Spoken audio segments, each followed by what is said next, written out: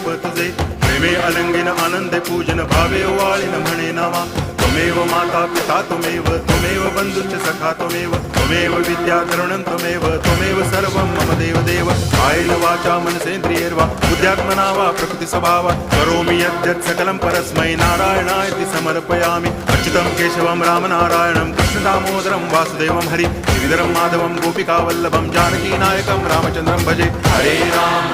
Ram